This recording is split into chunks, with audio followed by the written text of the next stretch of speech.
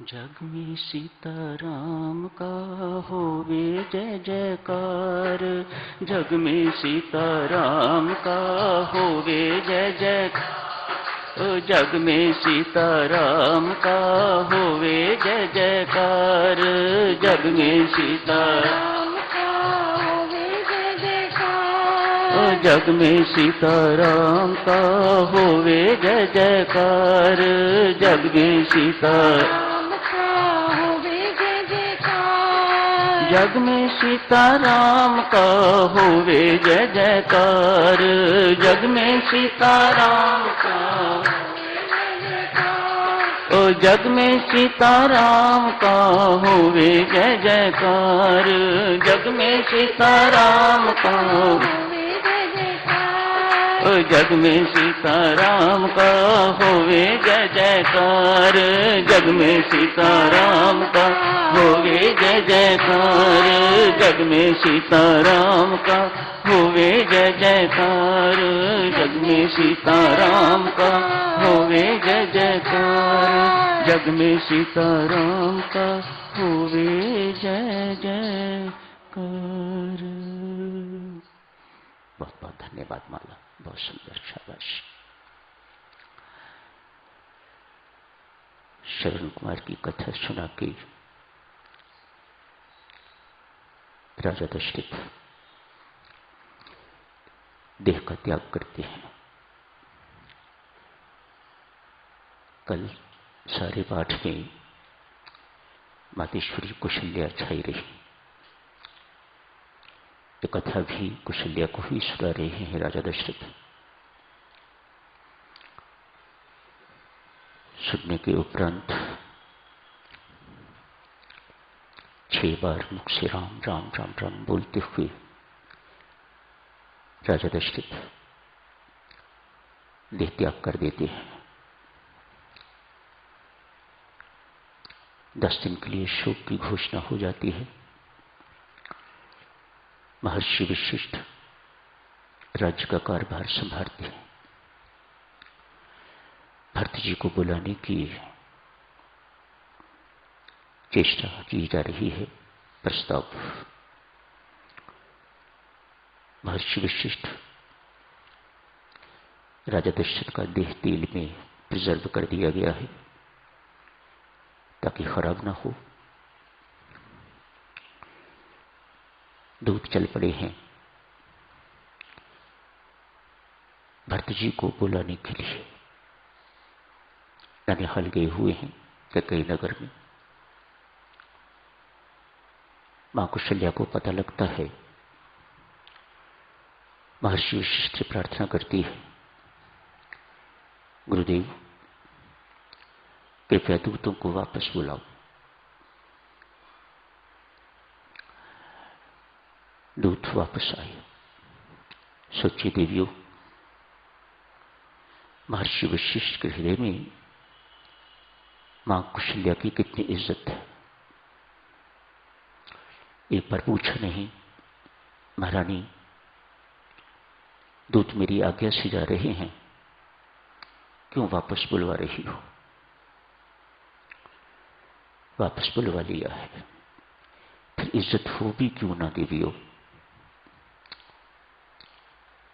प्रभु राम की मां है कुशल्या, सदा वंदनीय रहेंगी। महर्षि वशिष्ठ भी उनकी बहुत इज्जत करते हैं। दूत वापस आ गए हैं। महर्षि वशिष्ठ महारानी कुशल्या को संबोधित करके कहते हैं, महारानी क्या आज्ञा है? मां कुशल्या कहती हैं, गुरुदेव इन दूतों से कहो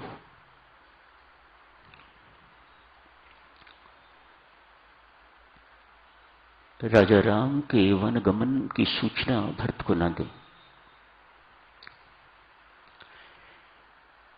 न ही ये सूचना दें राजा दशरथ के बिना अवध नगरी अब अनाथ हो गई है। राजा दशरथ मृत्यु को प्राप्त हो गए हैं, उनका निधन हो गया है। ये दोनों सूचनाएं जब तक भरत यहां ना पहुंच जाए तब तक उसे कुछ कहा ना जाए। मेरा आत्मा कहता है यदि ये सूचना भरत को वहीं मिल गई तो हम भरत को भी खो देंगे। भरत इस सदमे को सहन नहीं कर सकेगा, मर जाएगा वह। अब महर्षि वशिष्ठ दूतों को आज्ञा देते हैं, जो महारानी ने कहा है बिल्कुल वैसे ही करना। दूत कैकेयी नगर पहुंचे, राजकुमार को प्रणाम किया, जय जयकार की। राजकुमार की जय हो, राजकुमार की जय हो, ये मिलने का ढंग होता होगा। अवध नगरी से आए हैं, अपने आप को इंट्रोड्यूस करवाया। अवध नगरी से आए हैं, गुरुदेव ने तुरंत बुलाया है। भरत जी महाराज कारण पूछते हैं, क्या कारण है? दूत हाथ छोड़ के कहते हैं, राजकुंवर जी नौकर हैं हम, कारण तो हम पूछ नहीं सकते।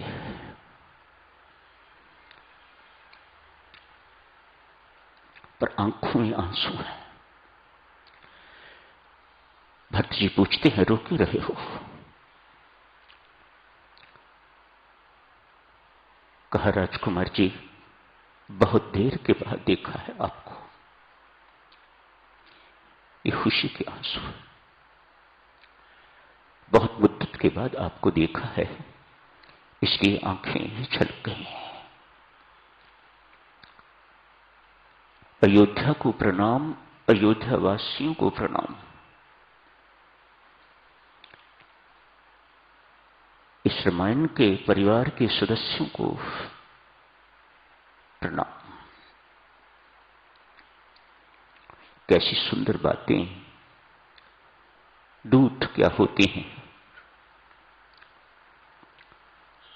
कितना भी बड़ा क्यों ना हो, लेकिन इस वक्त तो वह व्यक्ति दूत बन के गया है। क्या औकात होती है दूत की, और कैसी सुंदर बातें की हैं साधक से लोग, सदा स्मरणीय। प्रथम कहा, नौकर है मालिक। गुरुदेव को कैसे पूछ सकते थे कि क्यों भरत को जल्दी बुलाया है, पता होते हुए भी किस प्रकार से चीजों को मोड़ना आता है इन्हें, जिन्हें शांत रहना होता है। आपको बहुत देर के बाद देखा है, इसलिए आंखें छलक। भरत जी महाराज अयोध्या नगरी के पास पहुंचते हैं।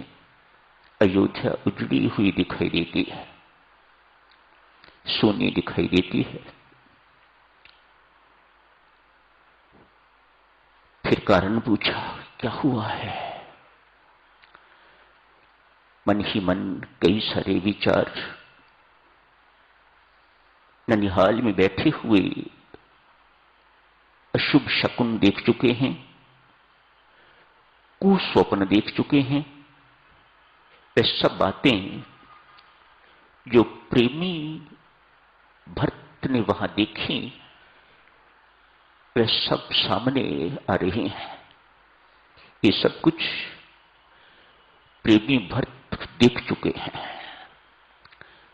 आज सामने सब कुछ घटित हो रहा है। प्रेम में देवियों, भक्ति में स्वप्न इसी प्रकार के आया करते हैं। पूर्व सूचनाएं मिल जाती हैं, आगे क्या होने वाला है ये सब कुछ परमेश्वर उसे स्वप्न में ही दिखा देता है या ध्यान अवस्था में दिखा देता है।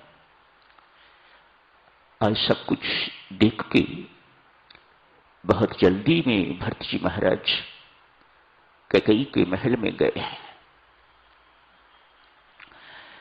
पहला अवसर है, राजा दशरथ वहां दिखाई नहीं दिए। इससे भी महत्वपूर्ण बात देवियों सज्जनों, जो आपकी सेवा में कहने के लिए ये हृदय उमड़ रहा है वह ये, प्रभु राम भी अक्सर वहीं हुआ करते। आज ना राजा दशरथ वहां दिखाई दे रहे हैं और ना प्रभु राम ही दिखाई दे रहे हैं। मन शंकाओं से और भर जाता है। अभी तक कुछ पता नहीं है भरत को। कहते हैं प्रभु राम मां कुशल्या के पास, अपनी जननी के पास कम और कैकेयी के पास अधिक हुआ करते थे।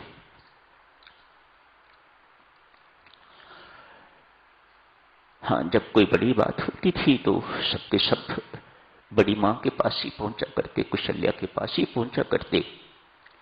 सुंदर भी बहुत थी कैकेयी, बातें भी बहुत अच्छी करती होंगी।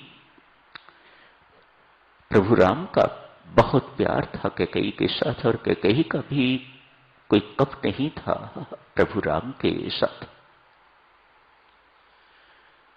सब बातचीत का बोध होता है, पता लगता है। कैकेयी को कोसते हैं भरत जी महाराज,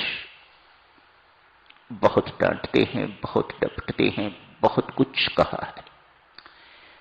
भरत जैसे पुत्र, भक्त पुत्र कभी अपनी मां को ऐसे शब्द बोल न पाते जो उस मुख से निकले हैं उस वक्त शब्द। सोचे भरत कितने पीड़ित होंगे ये सूचना सुन के, ये क्या अनर्थ कर दिया है भरत की मां ने। इसके बाद सारी जिंदगी भर भरत ने कैकेयी को अपनी मां नहीं कहा, मानसिक त्याग कर दिया कैकेयी का।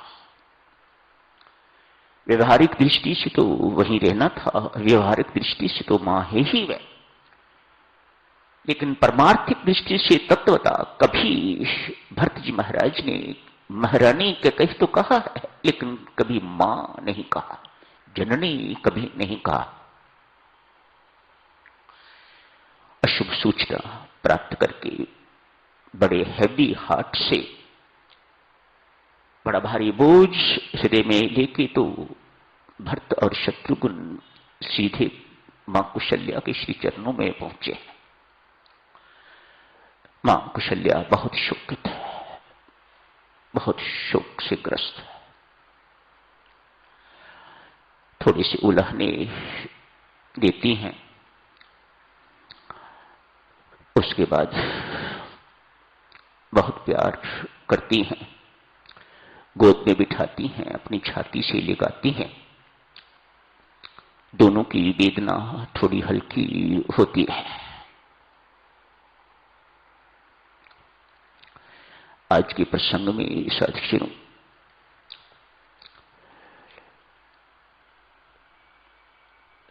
कल परसों जब पढ़ा था तो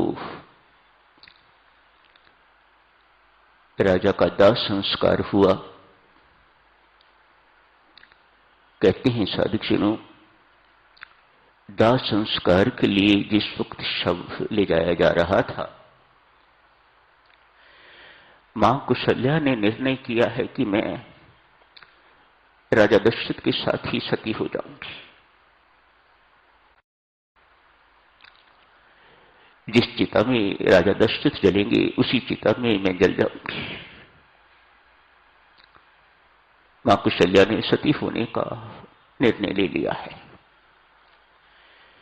भरत जी महाराज को कहीं ये सूचना मिल गई कि मां कुशल्या ने इस प्रकार का निर्णय ले लिया है। शव यात्रा से थोड़ा अलग होके तो मां के चरणों को पकड़ लिया, कहा मातेश्वरी तेरा निर्णय है तो बहुत अच्छा, लेकिन ये पापी भक्त तेरे से प्रार्थना करता है, यदि तुमने सती होना है तो अपनी गोद में मुझे बिठा के सती होना, ताकि मैं भी साथ मर जाऊं। तू सोच मैया, तू मर गई तो मैं रहूंगा कहां? मेरे और शत्रुघ्न के रहने के लिए कोई ठिकाना नहीं रहेगा। आप सोचती हो कि मैं कैकेयी के पास कभी वापस जाऊंगा, तो ये कभी संभव नहीं है। एक ठिकाना तू है, मैं तेरे पास आके रहूंगा। यदि तू सती हो गई तो मैं कब रहूंगा? तनिक सोच मैया, इस पापी पतित की बात पर सोच विचार कर फिर निर्णय ले। तू सती होने का निर्णय लेगी, मुझे पूर्ण आशा है तेरे साथ ही साथ सुमित्रा भी सती हो जाएगी। तुम्हें गौरव प्राप्त होगा, सुमित्रा को गौरव प्राप्त होगा।